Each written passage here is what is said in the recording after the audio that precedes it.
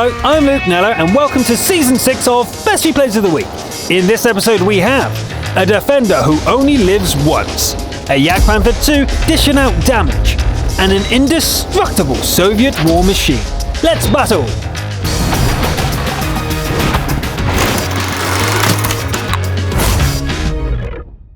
I'd say we'll start with a bang, but our top gun is called Silent Sounds. I guess they are silent, but deadly. Our champion arrives at mines with an FCM-50T and a friend for backup. They make a play for the hill, but get bogged down at the entrance. Things start rather badly, as the lightly armoured FCM gets hit again and again. Recognizing the folly in fighting here, Silent silently slips away from the meat grinder, heading out to look for softer targets. A crunchy little EOC is exactly what Silent had in mind. Now the kill tally has started, Silent finds the perfect position to expand the number by pouring fire down upon a T-34 and a Patriot. Only the T-34 succumbs, however. While there's still opportunity to damage this T-34-85, Silent's been here far too long. It's getting dangerous, so time to move on. The Reds are 4 points ahead, but the lost early objective seems clear now. This should be the key to victory. Oh, hello! Surprise! Wow, that IS-3 really doesn't want to turn around. The T-34 is more awake, but its shot bounces off the gun barrel. Alright, we've claimed the hill. Now what? Spotting the 110 allows it to become the 5th kill, bringing the numbers to 3 versus 6.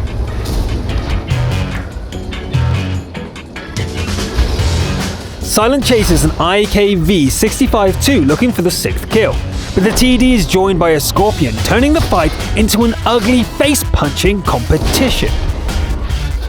That was a victory, of sorts, but the FCM is now completely wrecked. Okay, Top Gun, can you finish this without taking another hit? And, all alone? Our Top Gun drives all the way around the hill, managing to ambush the Hellcat, making it panic and sprint like a rabbit from the bush.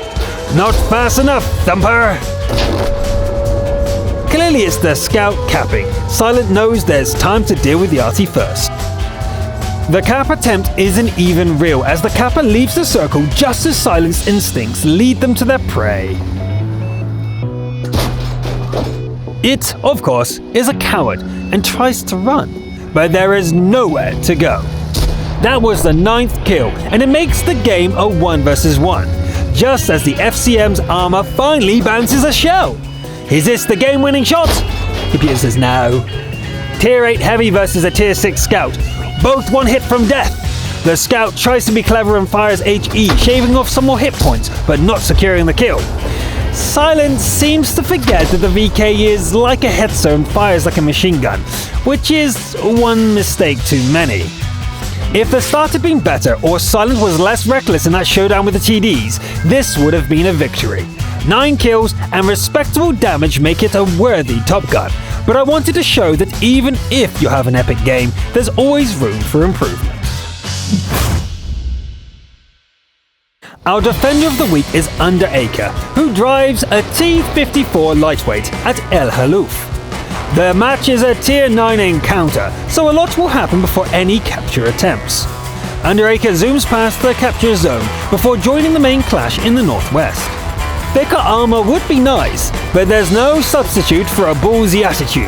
I bet the T-29 didn't see that coming.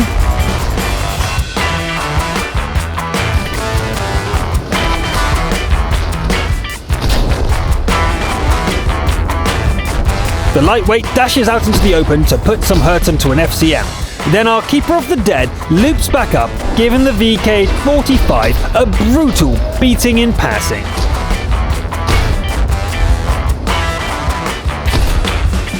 Guess who's next, Tiger? That's right, it's you.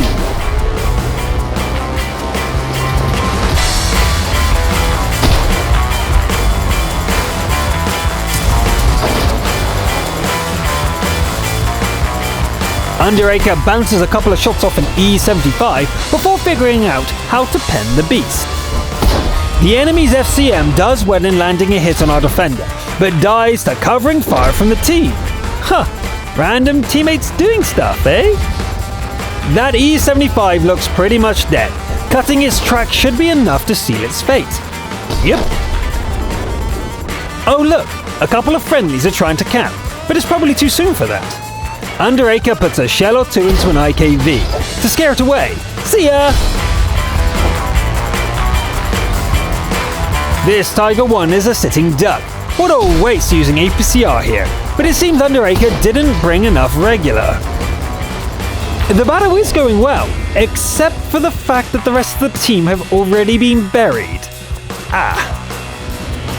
The IKV seems a little confused about the direction of the threat, and since ammo is running low, a swift kick seems more appropriate. Divine revenge is sought from a Batchat swooping down like the angel of death, but salvation comes from an unlikely source.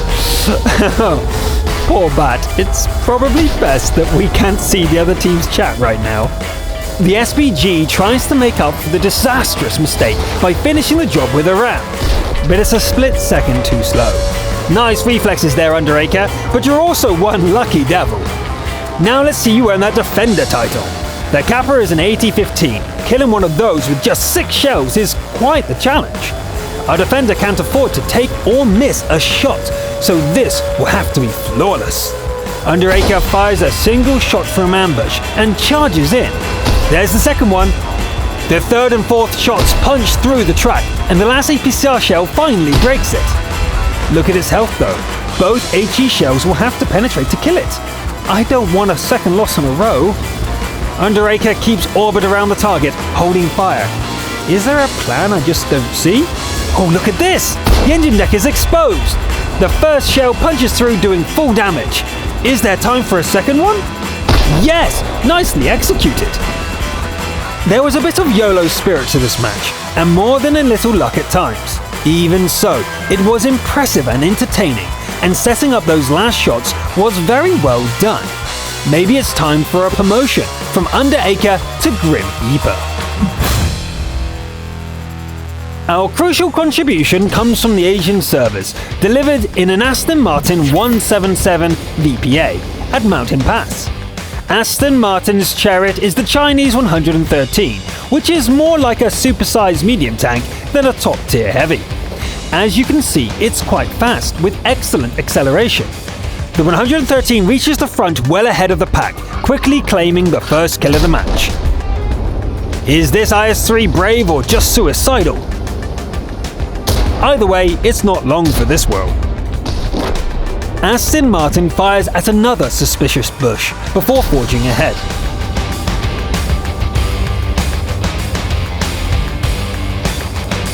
The next shell bounces off an IS-7, but it looks like the blind shot took out its truck. How lucky was that? It proves to be a really tough customer.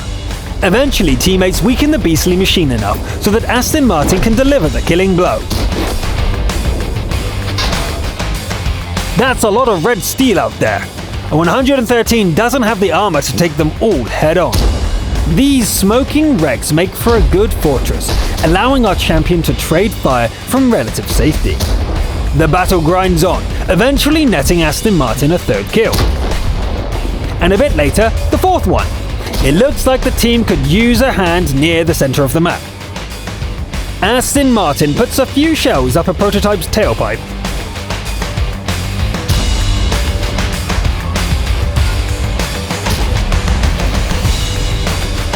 And then repeats the trick with a Centurion 7-1. That makes Top Gun, but the 113 is down to just 4 shells. A Tier 10 Jagdpanther rolls into view, and Aston Martin cuts its track without doing damage. It was pretty much a waste as the foe uses a repair kit and just keeps going. On the next encounter, however, our artillery is on the ball, blowing up the T-34 almost as soon as it's spotted. A Tiger II puts the 113 in some one-hit territory, but our champion ignores it and keeps on at that big TD. That doesn't mean Aston Martin will ignore you forever, however, and that's the 7th kill. With just a single shot remaining, it's best to hide behind the T-95, biding time. The last shot strikes true, causing significant damage to the massive foe. It's very likely the Jagdpanther E100 still thought the 113 had ammo, but in reality, it was just a lump of metal at this point. Doesn't matter, still won. With nearly 10k damage and 7 kills, that was an impressive display. As famously quoted by the chieftain, "You're not paid to bring back ammo." But I can't help feeling that Aston Martin could have used those shells, which were fired at suspicious-looking greenery. Now we head over to the Asian region, where JJ Money 12 focuses on dealing damage at Pilsen. Our Confederate drives a Jagdpanther II as one of the many Tier 8 vehicles in the match. The carnage starts right away, and it will not stop. The 128mm barks again and again, dishing out nearly 3,000 points of damage before JJ Money needs to go looking for more targets. T-34 has sharp teeth on its own, as this one demonstrates just before it dies.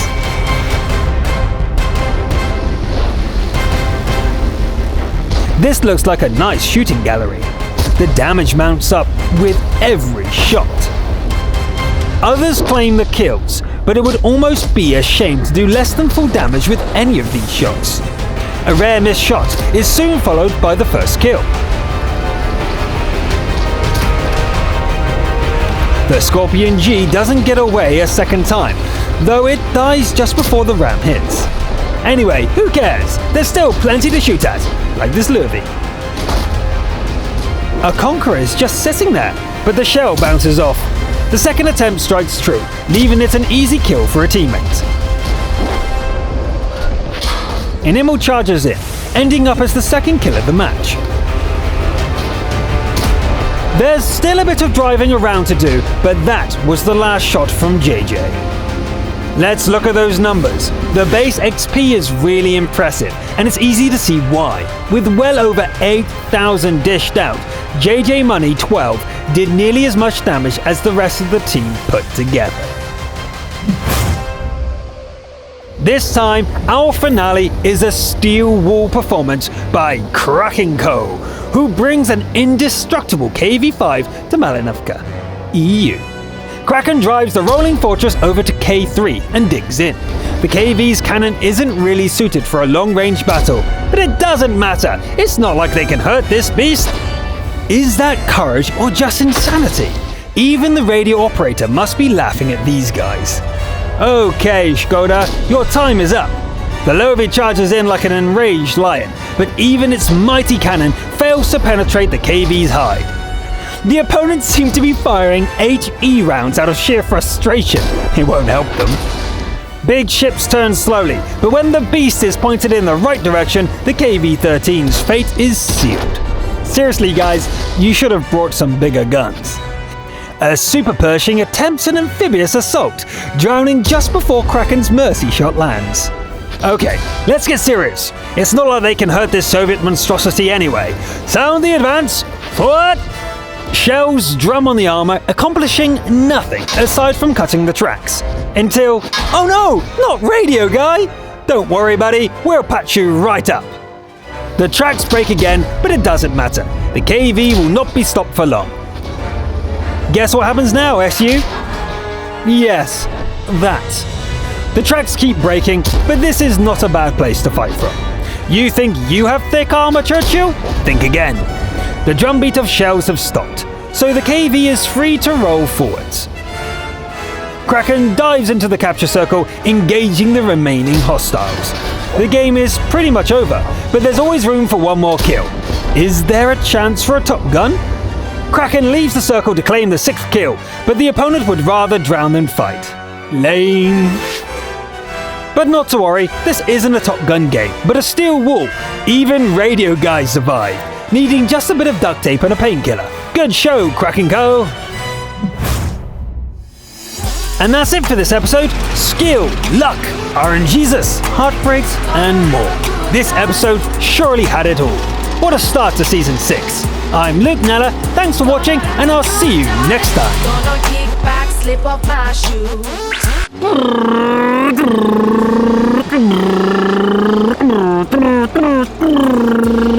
That's our intro. I'm just reenacting it.